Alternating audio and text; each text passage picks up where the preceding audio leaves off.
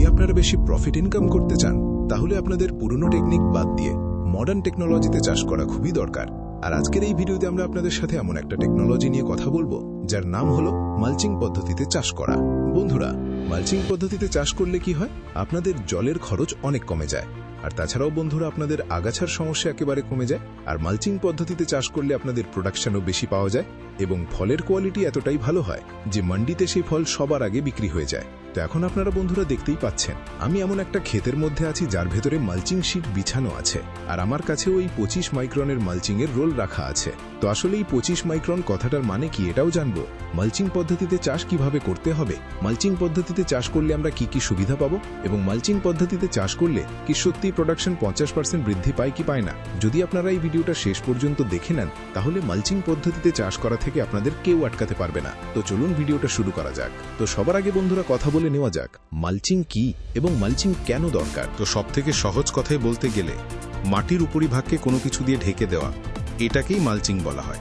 আর mulching বন্ধুরা দু রকমের হয়।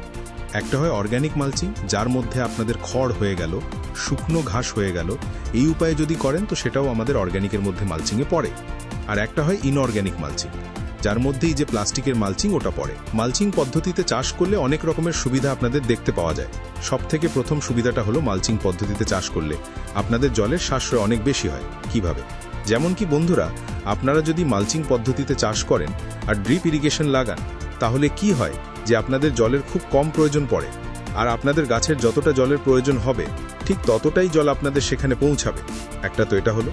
আর তাছাড়াও বন্ধুরা, জলের যখন আপনারা এতে সেচ করবেন, অর্থাৎ আপনারা ধরে নিন ড্রিপ ইরিগেশন লাগাচ্ছেন না, তাহলেও আপনারা প্লাবন পদ্ধতিতে যখন ইরিগেশন দেবেন অর্থাৎ সেচ করবেন, তো তাতে কি হবে যে আর্দ্রতা আপনাদের অনেক বেশি সময় ধরে বজায় থাকবে।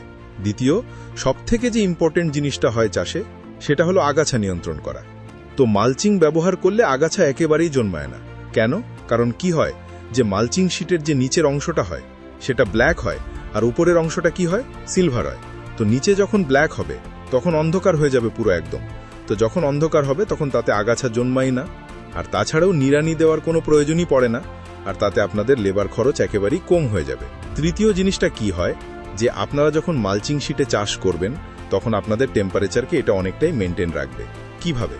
যেমন কি বন্ধুরা, আপনারা যদি মালচিং পদ্ধতিতে চাষ করেন আর ড্রিপ ইরিগেশন লাগান তাহলে কি হয় যে আপনাদের জলের খুব কম প্রয়োজন পড়ে। যখন আপনারা মালচিং লাগাবেন তখন মালচিং এর উপরের অংশটা কি হয়, সিলভার কালারের হয়, আর নিচেরটা ব্ল্যাক কালারের হয়। তো টেম্পারেচার যখন আসবে তখন সেটা রিফ্লেক্ট হবে, যার ফলে মাটি যেটা সেটা গরমের দিনে ঠান্ডা থাকবে আর শীতের দিনে গরম থাকবে।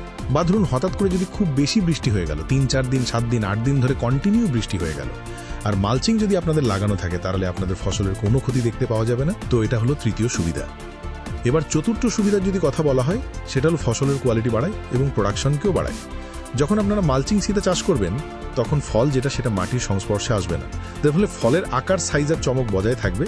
আপনারা ওই ফলটা যখন মার্কেটে বিক্রি করতে যাবেন তখন ব্যাপারী ভাইরা সব থেকে আগে সেটাকে কিনবে, আর সেটার ডিমান্ডও আপনাদের অনেক বেশি থাকবে, যার ফলে আপনাদের রেটও খুব ভালো দেখতে পাওয়া যাবে। যখন আপনারা মালচিং দিয়ে একবার চাষ করবেন তখন আপনারাও বুঝতে পারবেন যে হ্যাঁ ভাই, সত্যি মালচিং পদ্ধতি চাষ করা খুবই দরকার। তো আপনাদের আমি বারবার বলছি বন্ধুরা, একবার অবশ্যই মালচিং দিয়ে ট্রাই করুন। এইটা তো হলো মালচিং এর সুবিধার ব্যাপারে।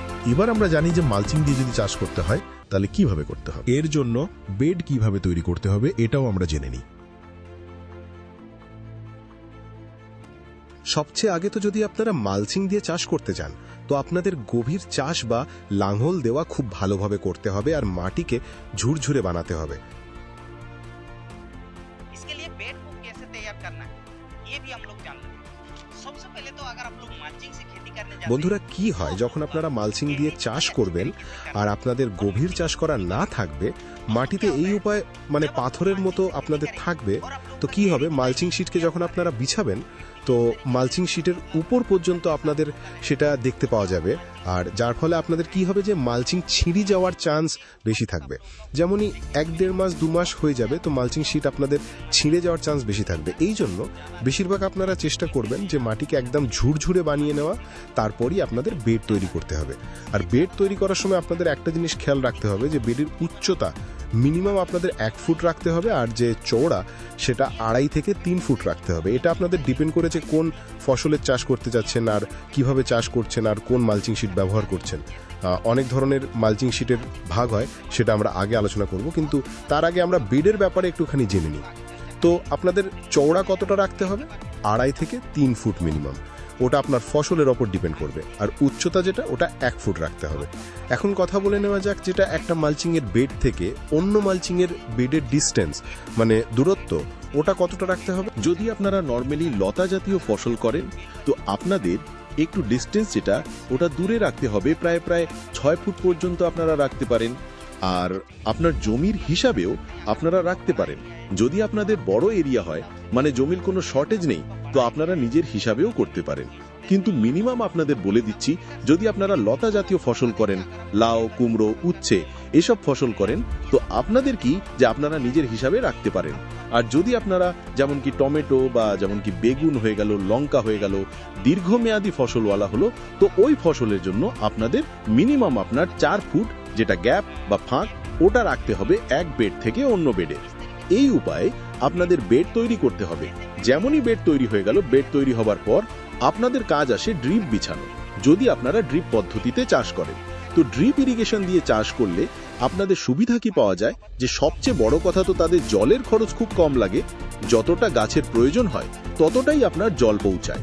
তারপরের যে কাজটা হয় ওটা হয় মালচিংকে বিছানো। এখন মালচিং যখন বিছাবেন, তো এনি টাইম আপনারা খেয়াল রাখুন যে টাইট করে আপনাদের বিছাতে হবে। আর তো আর যখন আপনারা মালচিংকে লাস্ট পজিশনে শেষ করবেন, ওই জায়গায় মাটির সাহায্যে বা একটা প্রসেস হয়, এই উপায়ে ছোট একটা কাঠি নিয়ে নিতে হবে, আর ওটাকে আপনাদের এই উপায়ে আটকে করে ওটাকে টাইট করে মাটির ভেতর ঢুকিয়ে দিতে হবে।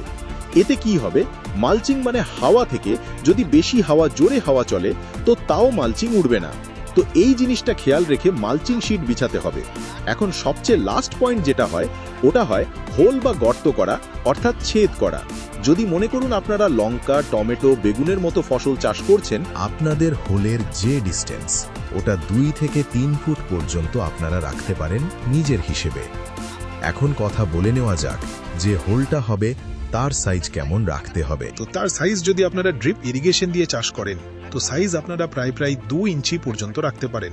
যদি আপনারা ড্রিপ ইরিগেশন না করেন, তো আপনাদের মিনিমাম 3 ইঞ্চি পর্যন্ত আপনাদের হোল রাখতে হবে। তাতে কি হবে, ওপর থেকে যখন বৃষ্টি হবে, তো ওই যে জলটা হবে ওটা ডিরেক্ট আপনাদের ওখান থেকে পৌঁছাবে। তো কি হবে যে আপনাদের আর্দ্রতা বেশি সময় পর্যন্ত থাকবে। আর যখন আপনারা পরে যদি আপনারা বেসেল ডোজ দেওয়ার পর সার ঢালেন, তো আপনাদের ওই জায়গায় সার ঢালার জন্য সঠিক হবে।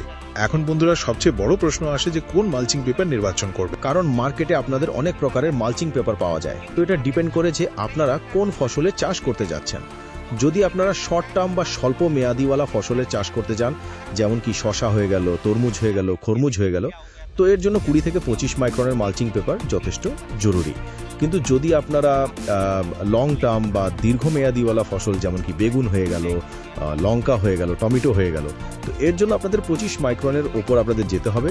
যদি সম্ভব হয় তো 30 মাইক্রন, 35-40 মাইক্রনওয়ালা ব্যবহার করবেন, তাও আপনাদের সবচেয়ে ভালো থাকবে। এখন কথা বলে নেওয়া যাক এর যে মালচিং পেপারের কালার হয়, 2 কালারের হয়। একটা হয় উপরের দিকে সিলভার কালার, আর একটা নিচের দিকে ব্ল্যাক কালার হয়। তো সিলভার কালার উপরের দিকে লাগাতে হবে। আর সিলভার কালার উপরের দিকে থাকার ফলে কি হবে, যে সানলাইট বা সূর্যালোক রিফ্লেক্ট হবে। তাতে কি হবে, যে পোকামাকড় হবে, পতঙ্গ ইত্যাদি হবে, ওটা আপনাদের রিফ্লেক্ট হয়ে ওখানে আক্রমণ হবে না, যার ফলে আপনার ফসল যেটা ওটা সুরক্ষিত থাকবে।